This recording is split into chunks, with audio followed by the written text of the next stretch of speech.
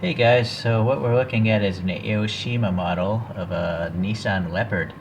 And Aoshima has pretty nice castings, at least on these police vehicles that they've done, but the wheels are just horrible. I added some black paint wash to these wheels, but even still, they just look like they're from a whole different realm of model. I mean, they're just really bad. Like, they're worse than Hot Wheels, I think, almost. They're just miserable. So I thought I would try out a new brand of aftermarket wheels. It's funny to talk about aftermarket wheels for a 164 vehicle, but we're gonna go and do a little wheel swap on this guy. I already went and painted the interior of this thing gray as well. It was a black interior. On the outside is a really nice casting, a lot of nice details, but a gray interior helps, and now hopefully with a new set of wheels, this thing will look nice. So let's get this out of the way. And I bought this wheel set off of AliExpress. If you search by like 164 wheel, or it's actually model car 164 wheel, or you sort by most expensive, it's a whole set of 10 wheel sets. So there's 10 different wheel sets in this box. And I guess this is BNDS brand. And Mothobby, or Mothobby, interesting. What's going on here? Mothobby Studio. I've never heard of that. But they do have a website. Maybe I'll check that out later. Okay, let's see what's going on in this box. They had different color choices. I just went with silver because I find that to be the most neutral color to fit most vehicles. And I guess these are the wheels that are in this box. There's two different sizes.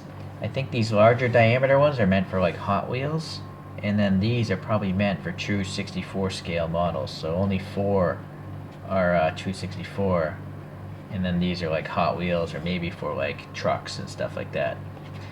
So I think they're all actually supposed to be based off of like popular JDM wheel sets. I might be mistaken. We're going to take a look.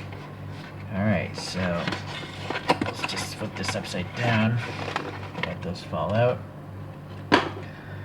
and we'll go in this order here. Alright, so the first one, they just have some coding apparently, because, you know, I guess it's not licensed, so they just made up their own name.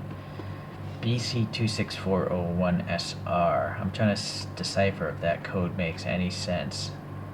Maybe 26 millimeters, 44, 101. No, sorry, I have no clue. It's interesting, it's a sticker, so they use the same box and just have a different sticker for the size. I think you can actually buy just like one wheel set off AliExpress, but when you buy the whole case or whatever you want to call this, it obviously costs less money. And if you wait on AliExpress for certain days of the month, these went on sale. So that's really why I bought them, because it was like $4 less than usual. And so splitting the price up into, you know, by 10 is less than like $4 a wheel set. Sure, I could design and print these, 3D print these myself, but these have plastic rubber tires, I'm assuming, and it's just saving me time. I would rather buy finished stuff if they're cheap enough. It would probably cost me more to 3D print these than it would to just buy these finished and painted already. Okay, so anyways, looking at this box here. Alright. Alright, nothing too important, I guess. Kind of like a interesting old-timey like font they use here. So let's see what's in this box. Okay, so it's just 2 axles. There's press on, you know, there's no axle end like a Hot Wheels, so it's a more realistic wheel. And I think these might be TE37s, which are made by Rays or Volk Racing. The TE37, I think when it first came out, was a 15-inch wheel. Correct me if I'm wrong, but it weighed 3.7 kilograms, and that's why it's called the TE37. Most wheels are not that light. So the reason why Rays can get away with it is they have a 100-ton press, and they forge these wheels out of a solid ingot of aluminum. So it actually makes the wheel stronger. It can use less material but still be strong, and so, you know, high-end wheels or Formula 1 wheels, they're all forged. Okay. So let's just open this up just for... Okay, so there's the axles, and let's take a wheel out. Yeah, they're pretty tight fit in there, so I gotta push it from the back side here. Okay, let's see. Yeah, so I actually have the Volk Racing or lineup here from Ray's, and if you look at the TE37, I'm pretty sure that's what they were going for. I would say the TE37 might be the most popular aftermarket wheel if you can afford them. I think they're like $500 per wheel, maybe more depending on the size of the wheel. So that's expensive, but of course they're forged, so they're lightweight, and that's where you want to save weight on rotating mass. Alright, well anyways, you know, you got a nice tread here. It's pretty nice to look at. Although now, I'm going to be critical. This side of the tread seems alright. The other side though, seems a little bit muted. It's like the mold is old or something. So actually, yeah, these treads are not the best I've seen. I've seen far more crisper, hard-edged tread blocks from other diecast brands. So that's unfortunate.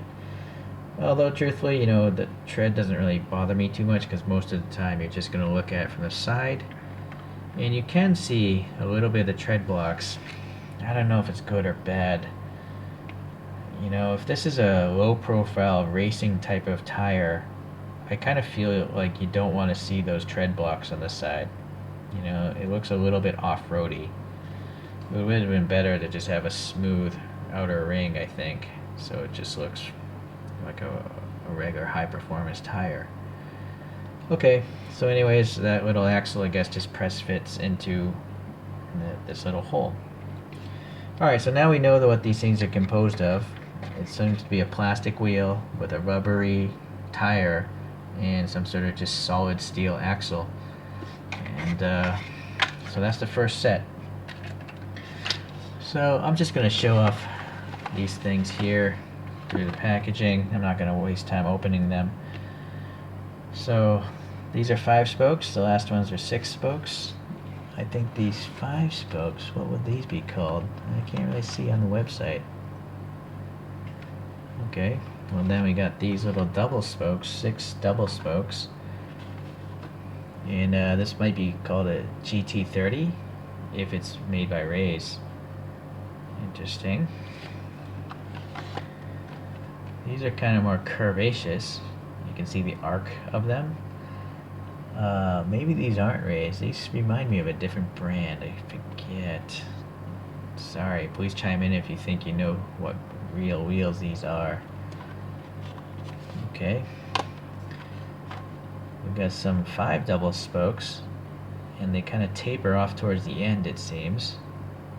You know what? Sorry, maybe I need to get a better light angle. I hope that's better.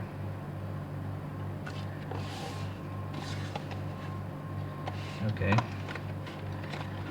What about this one? Now we got, what, 7 double spokes? Okay, interesting. So yeah, the naming doesn't really have anything to do with the spoke count or anything. Okay, what about this one? So now we're back to 6 spokes, but possibly these are smaller diameter. Let me find that very first one. Yeah. So the first one are the big Hot Wheels size, and these might be for maybe the ones that are going to go on this Aoshima. Okay. Yeah, these are small as well. So where's the big version? Yeah, I can see a difference in the wheel diameter. Okay. And then the last one. Last 2, these are 5 spokes again, so these are going to pair up there.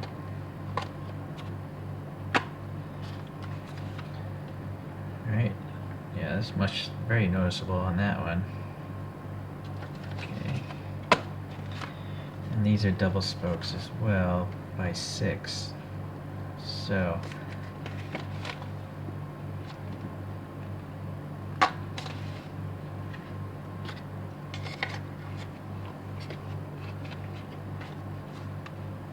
essentially, just looking here, there's 6 different designs. There's these 4 designs, but they come in 2 different sizes. And then these 2 are just large diameters of their own design. No small variation, just big ones. Okay, so I have to sit and think about this to figure out what might look nicest on this, because these are really more like street tuner wheels. They're not like VIP style. So maybe I won't put these on. I thought you might want to learn some more information that I would ask if I had never seen these before. First, the wheel size diameter, or really the tire diameter, is the most important part, right? So for the big one, let me zero this out. Yep. The big one, the diameter is 9.7, 9.9. It's safe to say it's supposed to be maybe 10, but it's more like 9.9 as far as this overall diameter. Okay, so the small version is more like 9 millimeters. On the AliExpress listing, it does state what the diameters are supposed to be, but I'm just pulling out the real calipers just to see. Okay, so I put them on this Aoshima just to show you the wheel gap here. So this is the small diameter. So naturally it looks a little bit weird. Especially because this model has an open gap there. If I close that off, it's a little better. But there's still a giant wheel gap with the small diameter. Okay. Naturally the larger diameter I think makes a little more sense. Granted it's dark back there, so that's more what I'm looking for, I think. So that's what it looks like on that car there. Another thing I think I should probably do is actually measure the overall width. So this is the large wheel set. End to end, 31 millimeters. Okay, what about the small one? I wonder if I push that in all the way. 33.5. It's hard to say. The axles are just a loose fit, so I think that is pushed in all the way. It might be that each wheel is different. It might be that the depth of the center is affecting the overall width. So another thing now that I'm thinking you might want to know the answer to is how thick are the axles, because, well, let's see, they're 0.95. So that's significantly thicker than Hot Wheels. Hot Wheels is like 0.7. So keep that in mind. If you try to put these on a Hot Wheels, you'll probably have to drill out the hole a little bit, or possibly they might fit, but it's just not going to roll very easily because there's going to be much tighter. And then there's nothing on the end. There's no like knurling. There's no like anything to grab hold of the plastic. So that's why I think those widths are correct, because I'm just twisting it on, and I think that's it. I don't want to push too hard because I'm afraid I might actually blow through that plastic. So, but it's not loose. I guess if it really concerned you, you could just put a little dab of crazy glue in there, and maybe that'll keep the axle in place. Sorry, I don't know why I can't focus this thing. So, okay, so we have the overall width, the axle width, and so you'll see, I think these are pushed in all the way, and there's just so much width there. So this company, I guess, is assuming you might want to try to put these on trucks. Something with a wider wheelbase, or possibly not even 164, because Hot Wheels, again, they're much larger scale sometimes, but maybe some other brands, I don't know off the top of my head, maybe Jada, but those Jada ones would have really big wheels, so I'm not sure. I guess they just played it safe and gave you a really wide axle, and you'll have to clip them off. So you could either use a Dremel with one of those wheel cutting tools, or I just have some like dikes, or these are called diagonal cutters, or side cutters is another terminology for them. But the longer the handle is, the easier it is to clip through stuff. So that's what I've been using to cut all my Hot Wheels axles on those mods. Okay, so I just thought I'd interject there. One other thing I guess to think about is these smaller ones. Maybe these will be good for these Aoshima Grachans, because these Grachans come with small wheels. This is the regular Aoshima that just came off, right? So you'll see, the Grachan collection, it looks like they're running on 14 or 15-inch wheels. So this is a small diameter here. I think it's doable. It might work. If we just look at the overall diameter of the tires, it looks identical, although it is... Yeah, I think the overall diameter is the same. It's just the width. It's a much wider tire. But one could also maybe clip off this tiny little bit here to make it sit in further. But bear in mind, the more you clip off, the less axle is actually grabbing the wheel, so then super glue might be totally necessary. So, actually, in fact, I want to see how much of this axle goes into the wheel. So I think it's pushed in all the way. I'm going to put these forceps right against the wheel, and then I'm going to pull it out, and we'll see.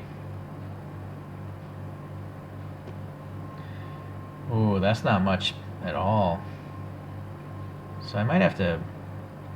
Maybe I'm not pushing it in far enough. I got to put like a needle in there and see how deep this thing goes. Sorry guys, I'm a little out of order here. This is a spontaneous video. I didn't really think this through. So I have a Hot Wheels axle, and if I could focus, I'm going to put it in here. So much smaller, but again, it doesn't really seem to go in very far. So I'm going to put these, butt it up right against the wheel. So that's it. That's only a few millimeters. Maybe 3-4 millimeters is going in there. And I think maybe they did that because if there wasn't enough plastic on that side, you would push too hard and you'd blow right through. You'd blow right through the wheel itself. So, boy, that is an issue. Because if you don't have enough plastic for the axle to grab, it's going to fall off, right? But this spacer thing here, this little part right here I'm talking about, is keeping it from, sitting in flush with the vehicle. See? It's literally touching the base, but it's sticking out of the vehicle, so it looks goofy to me. And that's the big diameter. So even with the small diameter, yeah, it's still sticking out of the bodywork. This is interesting. So I'm not sure what they did. I don't know if this brand was thinking about true 64 scale, because it's not working on this Aoshima, that's for sure. Boy, now I gotta pull out a Hot Wheels and see what's gonna happen here. So luckily I'm working on this Maverick here, this Hot Wheels Maverick, and let's pop this in and see what happens. Alright, so first of all, I think the axle will fit, maybe not. No, it's pretty tight. Because again, a Hot Wheels axle is 0.7 millimeters, but this is more like 0.95 or 1 millimeter. No, it's not. It's getting blocked by the little piece of plastic that's holding the center of the axle. So you'd have to drill. Oh, there it goes. Never mind. Luckily, this is a plastic base. I think I just forced the thing through. If it was a metal base, I'm not sure if I could do that. So this is what's happening. So this brand designed, I think, specifically for Hot Wheels. Because now it's spaced. No, look, it's still really big.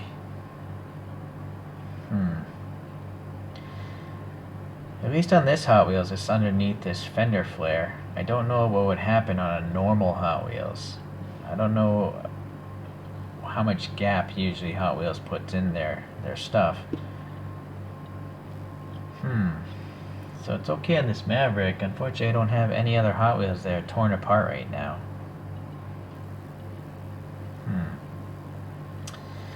Might as well try to put it on the back and see what happens.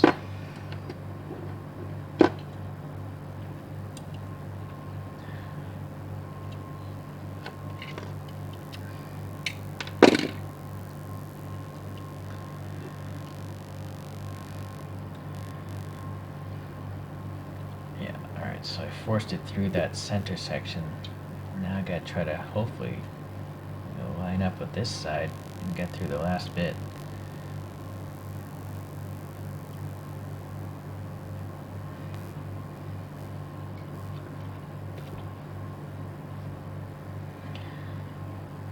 Okay, so I don't know. It's definitely not easy to put onto a Hot Wheels. Let me try from this side.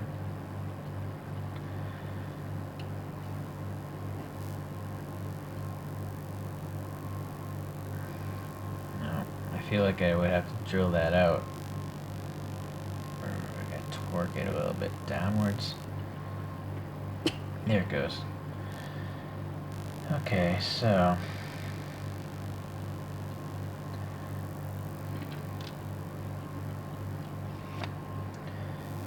I do feel like it's still even, it should be recessed under the fender more.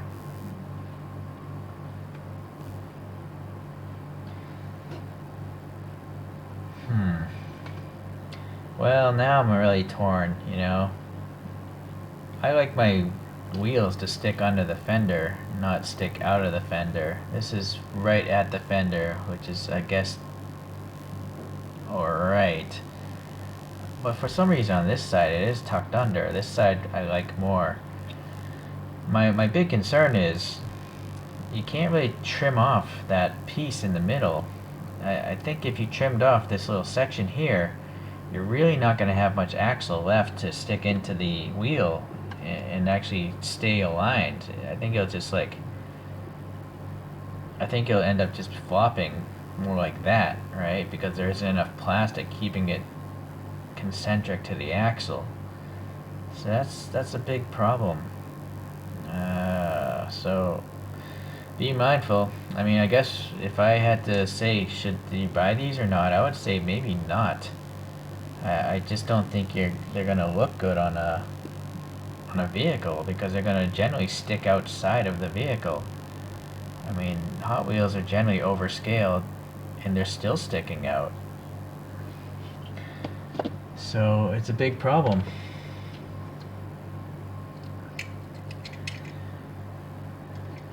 Yeah, see, I don't like that sticking out. I don't know, maybe it doesn't bother you guys, but it bothers me. Okay, well, I guess this is an aborted project. I'm not gonna put these on this Aoshima because I don't want my Aoshima to look like this.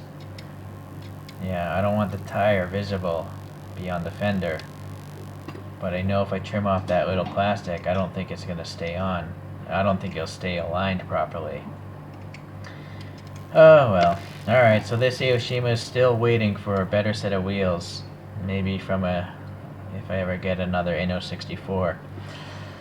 Alright guys, well, you live and you learn. You learn through experimentation. And this experiment maybe failed, or I gotta try to find some other castings to put these on, but it's not these. So if I have some success in the future, I'll let you guys know. I'll put up a new video. Alright, well until then, thanks for watching.